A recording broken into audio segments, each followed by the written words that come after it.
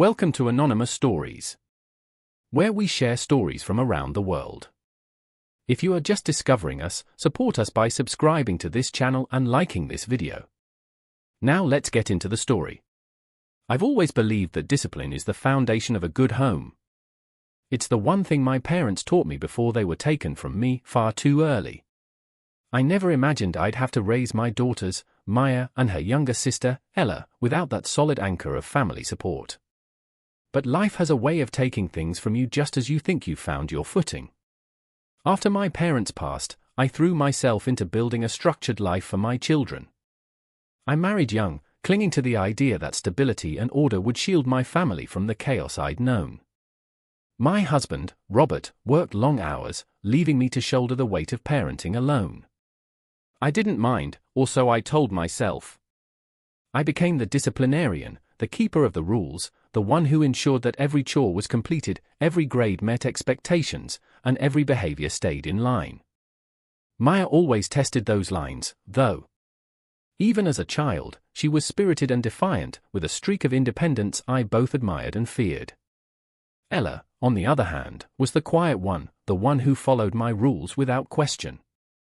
While I loved both my daughters fiercely, I struggled to connect with Maya in the way I did with Ella. She always seemed to be walking a path I couldn't follow. The day everything changed began like any other. I was in the kitchen, scrubbing dishes, and thinking about what to cook for dinner. Maya walked in, her shoulders hunched, her eyes fixed on the floor. She was 14, tall for her age, with her father's dark curls and my stubborn chin. I noticed something off in her posture, the way she seemed to fold into herself like she was trying to disappear. "Maya, what is it?" I asked, drying my hands on a towel. She didn't answer right away. When she finally looked up, her face was pale, her eyes rimmed with red. "I need to tell you something, Mom," she said, her voice barely above a whisper. The words that followed shattered the air between us. "I'm pregnant." For a moment, I couldn't breathe. The room seemed to tilt, and I gripped the edge of the counter to steady myself. "Pregnant? My 14-year-old daughter?"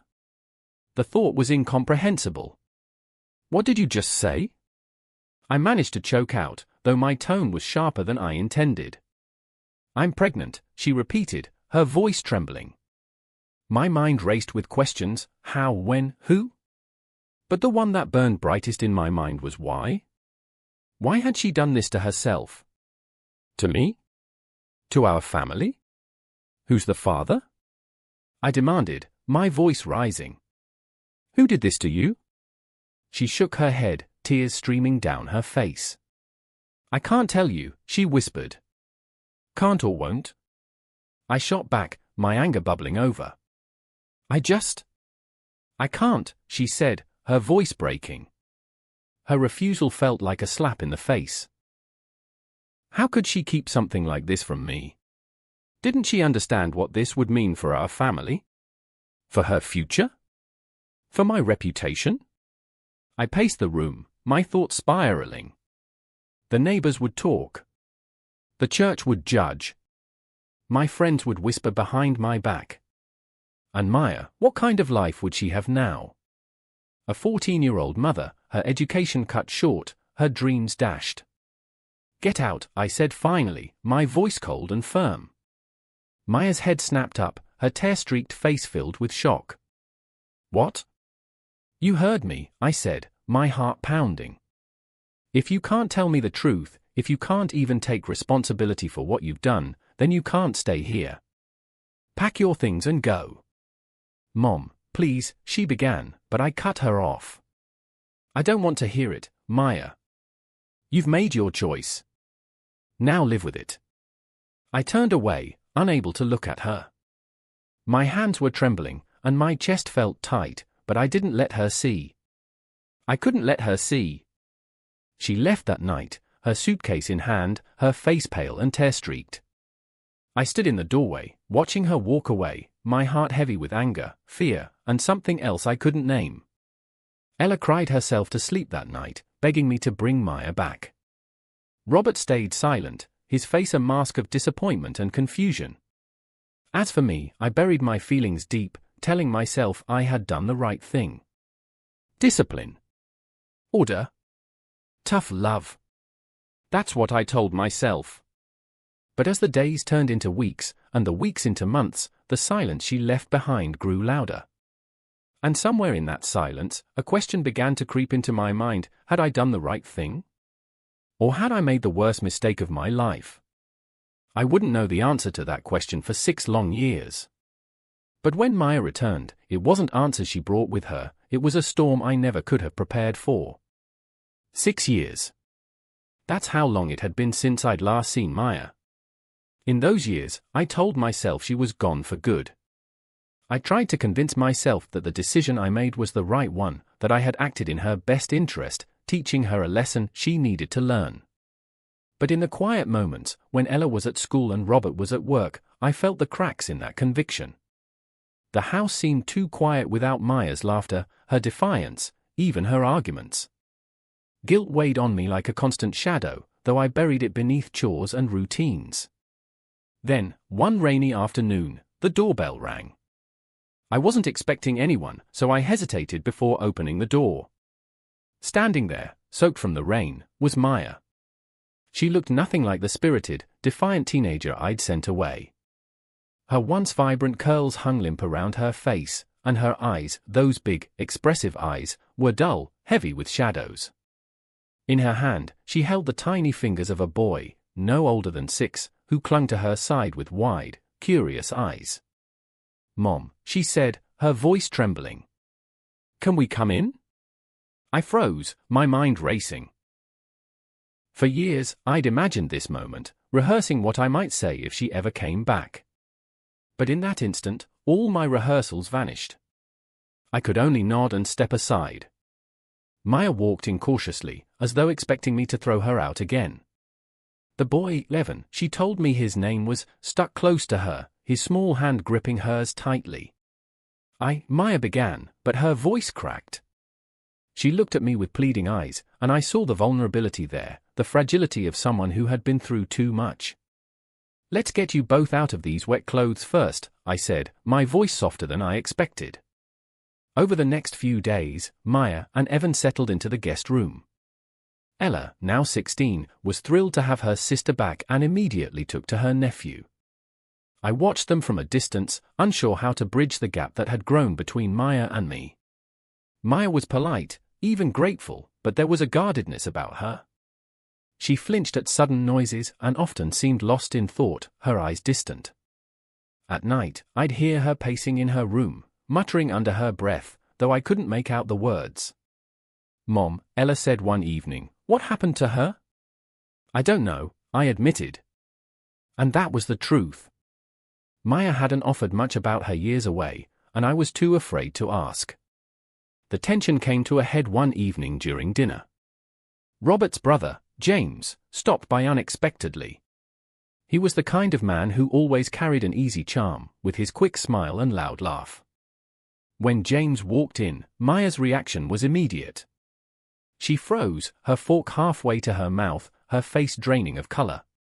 Evan, sitting beside her, looked up at her in confusion. "Maya," James said, smiling warmly, "it's been ages." "Look at you." "And who's this little guy?" Maya didn't respond. She stared at him, her breathing quick and shallow, her eyes wide with something I couldn't quite place: fear. "Panic? Maya?" I asked gently. She pushed back from the table so abruptly that her chair toppled over. Clutching Evan's hand, she muttered something about needing air and fled the room. "What's her problem?" James asked, looking genuinely puzzled. I don't know," I stammered, but unease prickled at the back of my mind. Maya's behavior grew more erratic after that. She stopped eating with us, claiming she wasn't hungry. She spent hours locked in her room, only coming out to check on Evan. When she did emerge, her eyes were red-rimmed, and she seemed to jump at the slightest noise. One night, I heard her screaming in her sleep. Rushing to her room, I found her curled in a corner, clutching Evan tightly, sobbing uncontrollably. "Mom," she gasped when she saw me, her voice trembling, "I think I'm going crazy." I didn't know what to say. I sat down beside her and held her as she cried, my heart breaking for the daughter I had once pushed away. The breaking point came a week later. Maya was in the kitchen when she suddenly dropped the plate she was holding. It shattered on the floor, but she didn't seem to notice. She stood there, trembling, her eyes wide and unfocused. "Maya," I said carefully, stepping toward her. "They told me to stay quiet," she muttered, her voice barely audible. "They said no one would believe me." "Who?" "Maya, what are you talking about?" She looked at me then, her expression wild. "That night. I fell asleep, and then I woke up bleeding. Her voice broke, and she started sobbing. It was clear she needed help. Robert and I took her to the hospital, where they admitted her for observation. The doctors spoke of trauma and anxiety, of buried memories and unspoken pain. As I sat by her hospital bed, watching her restless sleep, I couldn't shake the feeling that I had missed something important. And then, in the dead of night, Maya began to mumble in her sleep. Her words were disjointed, but one phrase sent a chill down my spine. "He told me I couldn't tell. Uncle James." The morning light poured through the window as I sat on the edge of Maya's bed, holding one of her childhood trinkets. The room still carried faint traces of her younger self, posters on the wall, books stacked haphazardly, and a teddy bear with one missing eye. After everything, I had decided to clean her old room, hoping it might bring some sense of normalcy back to our lives. She was still in the hospital, her condition fluctuating between fragile lucidity and unsettling episodes of panic.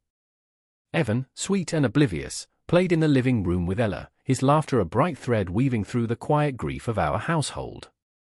As I dusted the bookshelves, a small, faded journal slipped from between two novels.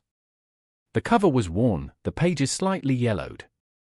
I hesitated before opening it, unsure of what I might find. But curiosity, and something deeper, a need to understand, compelled me. The first few entries were unremarkable, the musings of a 14-year-old girl.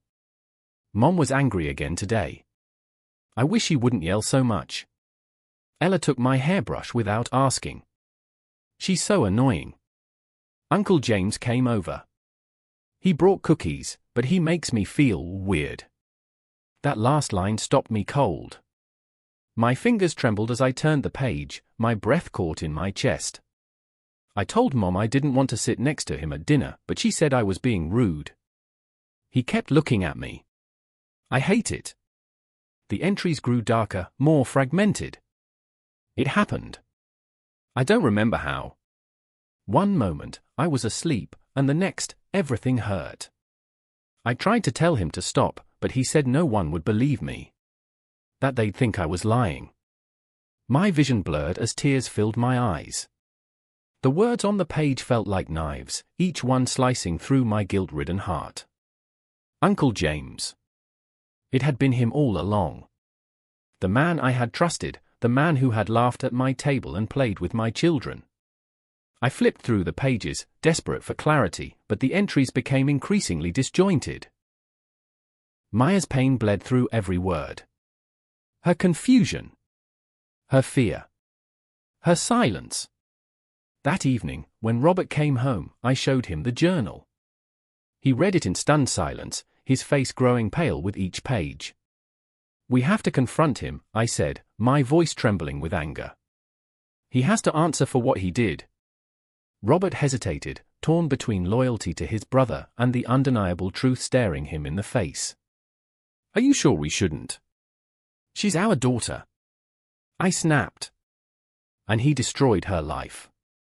The next day, we invited James over under the guise of needing to discuss a family matter. He arrived, his usual jovial self, but I saw him differently now. Every laugh, every smile felt like a mask hiding the monster beneath. "James," I began, holding up the journal, "we need to talk about this." His expression shifted instantly, his smile faltering. "What's that?" "You know exactly what it is," I said, my voice steady but laced with fury. "This is Maya's journal. She wrote about what you did to her." James laughed nervously, shaking his head. "Come on, Rebecca. You're not seriously accusing me?" She was 14, James. I yelled, my voice breaking. 14. Robert stood silently, his fists clenched at his sides. James looked between us, his bravado slipping. I don't know what she told you, he stammered, but she's clearly not well. You can't believe. Enough. Robert's voice thundered, silencing the room. We read it. All of it. Stop lying. James's face crumbled, his guilt unmistakable. I didn't mean for it to go that far, he muttered, his voice barely audible. You ruined her life, I said, my voice cold and sharp. You threatened her, silenced her, and then walked into our home like nothing happened. You're a coward. The days that followed were a whirlwind of police reports, interviews, and legal proceedings. James was arrested, his crimes exposed. I thought I would feel relief, but all I felt was emptiness. Maya's condition worsened. The doctors explained that the trauma, suppressed for years, had finally overwhelmed her. She was placed under specialized care, her visits with Evan becoming fewer as her mental state declined. Now, I sit in Maya's old room, Evan asleep beside me, his tiny breaths a reminder of the life that had been born from so much pain. I failed my daughter once. I let my anger blind me, let my pride drive her away when she needed me most. But I won't fail Evan. He deserves a chance at happiness, at stability, at love. I will give him what Maya never had. And every day, I will fight to make things right, even if it's too late for her. The mornings are quieter now.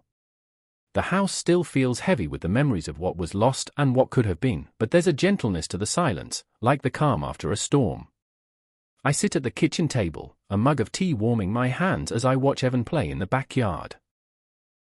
His laughter drifts through the open window, and for a moment, it fills the cracks in my heart. He's 7 now, a curious and lively boy with Maya's eyes and her stubborn determination. I think about her every day. My daughter. My Maya. She visits when she can, her presence a bittersweet reminder of what we've endured. Some days, she smiles, holding Evan close as if he's her lifeline. Other days, she barely speaks, her gaze distant, lost in a world I cannot reach. I've had to confront the mother I once was, the one ruled by anger and pride. I see her now, clear as day, a woman so consumed by the fear of judgment, so desperate to maintain control, that she pushed her own child away. I hate that version of myself. But I've also had to forgive her. Because if I don't, I'll never be able to show Evan what forgiveness looks like. Raising him has been my second chance, my redemption. He's a bright, curious child, always asking questions, always seeking answers. Grandma, why do trees grow up instead of sideways? Do you think the stars can hear us?